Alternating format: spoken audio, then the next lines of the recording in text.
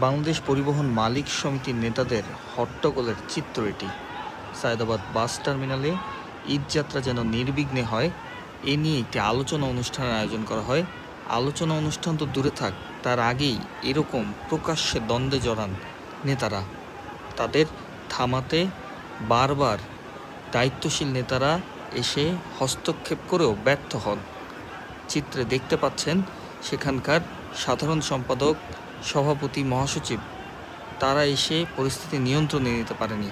এমনকি পরিবহন শ্রমিক নেতা বিএনপিপন্থী, যাকে সবাই চেনেন, শামসুর রহমান শিমুল বিশ্বাস, তিনিও মঞ্চে ছিলেন, কিন্তু পরিস্থিতি সামাল দিতে পারেনি।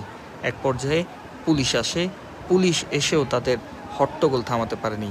এই পুরো ঘটনাটি ঘটে সায়েদাবাদ বাস টার্মিনালে দুপুরের দিকে।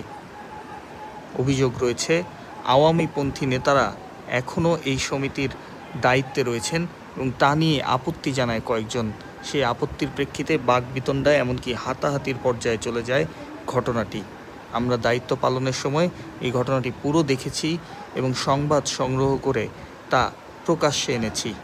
মালিক সমিতির মধ্যে যে দ্বন্দ্ব এখন চরমে, তা এখানেই প্রমাণিত।